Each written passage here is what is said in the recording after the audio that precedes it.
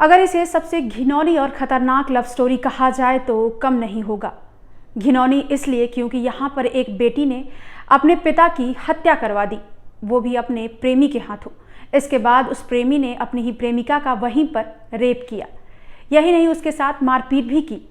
और खौफनाक इसलिए क्योंकि इस प्रेमी ने एक नहीं बल्कि 5 हत्या करने का मंसूबे पाल रखे थे।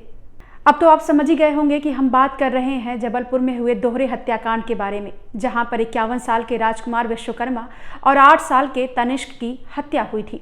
इस हत्याकांड में राजकुमार की बेटी अपने प्रेमी के साथ शामिल थी।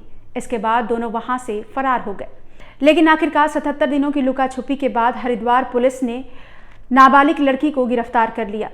इसके 2 दिन बाद ही आखिर नाबालिग के प्रेमी ने भी पुलिस के सामने सरेंडर कर दिया, क्योंकि उसे डर सता रहा था कि कहीं प्रेमिका उसके बारे में ये बयान ना दे दे कि उसी ने राजकुमार विश्वकर्मा और उसके भाई की हत्या की है। लेकिन सच्चाई यही थी, लड़की ने पुलिस को बयान दे दिया था।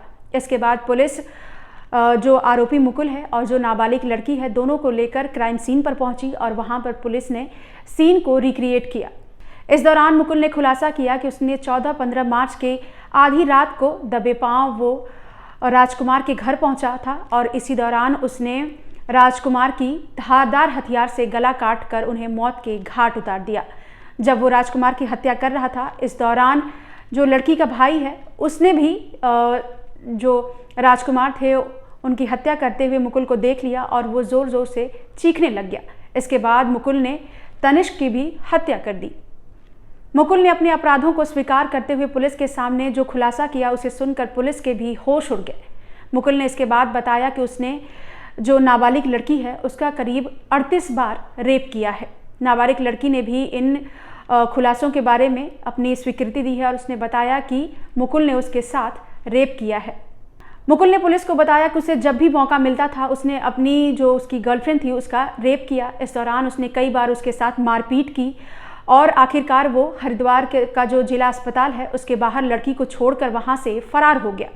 जिसके बाद लड़की को हरिद्वार पुलिस ने वहाँ से गिरफ्तार किया और लड़की ने ये स्वीकार किया कि उसी ने जबलपुर में अपने प्रेमी के साथ मिलकर अपने पिता और भाई को मरवाया था और अब वो अपने प्रेमी के साथ फरार चल रही थी। अब यहीं पर उसके प्रेमी ने उसे सामान लाने का बहाना बनाकर छोड़कर चला गया है, जिसके बाद पुलिस ने लड़की को गिरफ्तार किया। लेकिन फिर 2 दिन बाद मुकुल ने भी पुलिस के सामने सरेंडर कर दिया।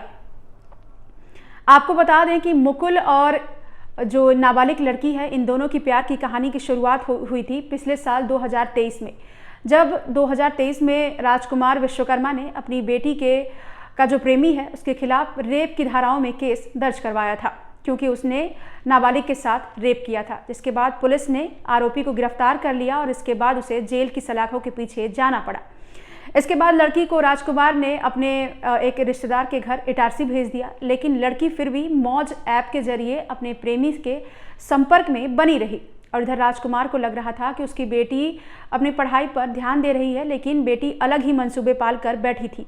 वो अपने प्रेमी के साथ मिलकर अपने पिता और 4 और लोगों को मौत के घाट उतारने की प्लानिंग कर रही थी। इस दौरान मुकुल ने अपने सीने पर एक टैटू भी बनवाया, जिसमें 5 नरमुंडों के साथ इसे देखा जा सकता है। इसके बाद मुकुल जब जेल से छूटकर बाहर आया तो उसने एक बार फिर से प्रेमिका से मुलाकात की और दोनों ने राजकुमार को मारने का प्लान बना लिया। इसके बाद 14-15 मार्च के दरमियान मुकुल नाबालिग लड़की के घर पहुंचा और उसके पिता को धारदार हथियार से मारकर मौत के घाट उतार दिया। आपको बता दें कि मुकुल के पिता और राजकुमार दोनों ही रेलवे में नौकरी करते थे और दोनों का क्वार्टर भी आसपास ही था। पड़ोसी होने की वजह से दोनों आपस में मिलते रहते थे। इसी दौरान नाबालिग लड़की और मुकुल को एक दूसरे से प्यार हो गया, जिसके बाद मुकुल ने राजकुमार विश्वकर्मा के सामने उनकी बेटी से शादी करने की मंशा जताई, लेकिन राजकुमार ने इससे साफ इनकार कर दिया और उन्होंने पुलिस में केस तक दर्ज करवा दिया, जिसके बाद मुकुल को जेल की हवा खानी पड़ी। लेकिन इधर नाबालिग लड़की भी अपने पिता से नफरत करने लगी थी। वो भी अपने पिता से छुटकारा चाहती थी, क्योंकि उसे मुकुल के साथ जाना था। जेल से छूटने के बाद मुकुल एक बार फिर से नाबालिग लड़की के संपर्क में आया और दोनों ने प्लान बनाकर लड़की के पिता को मौत के घाट उतार दिया। इसके बाद दोनों फरार चल रहे थे। लड़की का कहना है कि मुकुल ने ही उसके पिता और उसके भाई की हत्या की है। इसके बाद उसने उसके साथ रेप जैसी घिनौनी वारदात को अंजाम दिया। साथ ही इन दोनों ने कई दिन बाहर बिताने के बाद अब पुलिस के हत्थे चढ़ चुके हैं। अब पुलिस लगातार इनसे पूछताछ कर रही है। अब देखना यह है कि मुकुल इस हत्याकांड के बारे में आगे और कौन से नए खुलासे कर रहा है। फिलहाल क्राइम तक में इतना ही। आगे जो भी इस केस में अपडेट आएंगे हम आप तक ज़रूर लेकर आएंगे। देखते रहिए क्राइम तक।